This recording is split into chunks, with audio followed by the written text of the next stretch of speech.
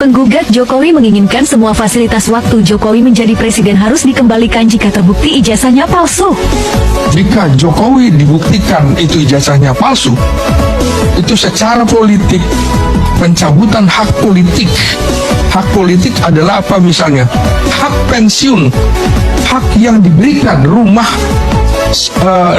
dan segala penghargaan sebagai presiden bisa dicabut. Ini secara politik ya.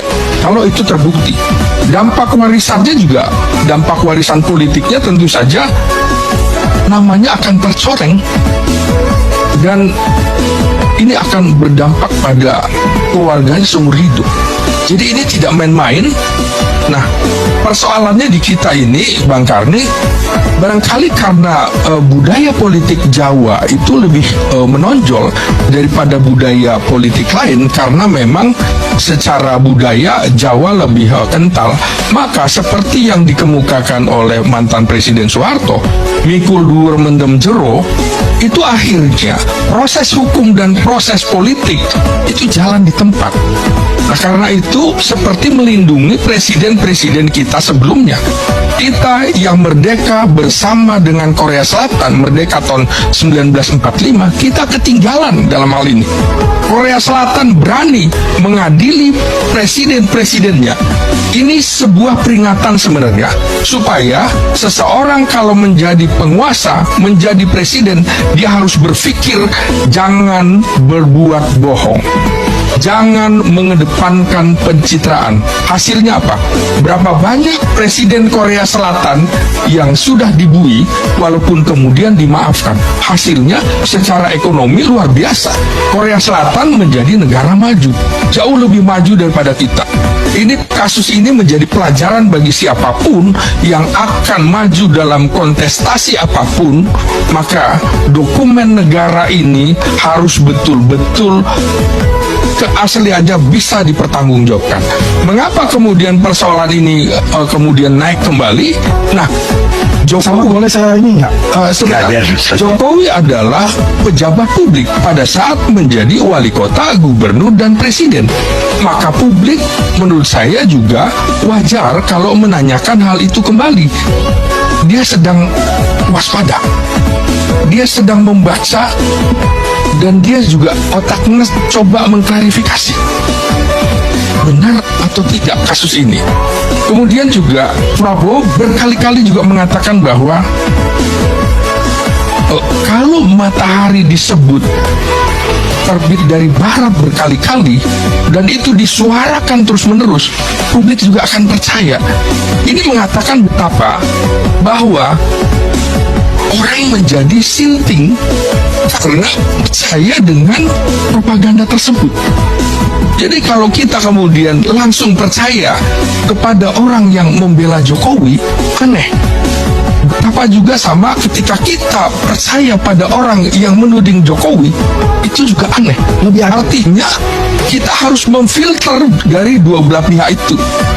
Nah, tentu saya tidak masuk ke konsekuensi hukumnya karena background saya ilmu politik bukan ilmu hukum.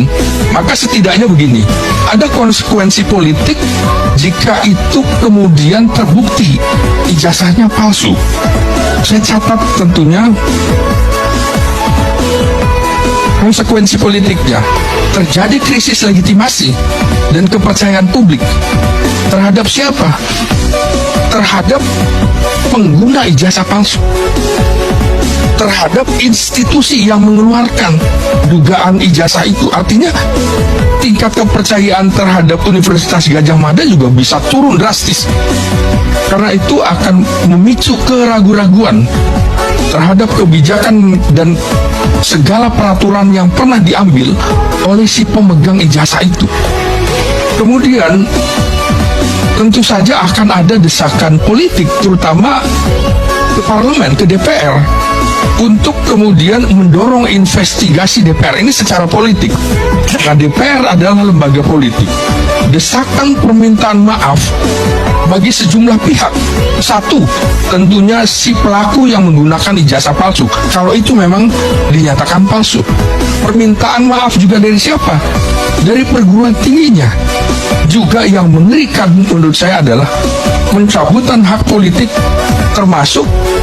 Kenapa? Karena ijazah itu, ijazah pejabat publik bukan lagi menjadi hak individu. Publik berhak menanyakan mana ijazahnya. Jadi saya tidak dalam posisi membenarkan kelompok yang mengatakan ijazah Jokowi asli, dan saya juga tidak membenarkan dalam posisi yang mengatakan ijazah Jokowi terduga palsu. Silahkan kemudian nanti akan membuktikan. Saya bukan ilmuwan hukum, saya ilmuwan politik. Kira-kira itu yang bisa menjadi catatan dari kajian ilmu politik. Demikian, Bang Karli. Terima kasih. Saya kira cukup berimbang apa yang dia sampaikan. Sedikit Bang Karli, kalau tadi filsafat Jawa, saya memang selalu ikut mendiriru itu benar. Tapi ada lagi Bang Karli, katanya di zaman edan ini sing waras ngalah. Nah kalau sing waras ngalah, nanti yang berkuasa yang edan Bang Karli. Jadi yang waras nggak boleh ngalah, yang waras harus bersuara. Mas itu sopo Mas? Yang edan siapa? edannya bagaimana? Yang edan bagaimana gitu? Yang waras, menggiring yang opini. menderita. Yang waras. Tadi kan pertanyaan begini, tadi dijelaskan tuh. Jangan hanya membuat narasi dengan tapi tidak punya dasar-dasar argumen yang kuat, Mas Roy.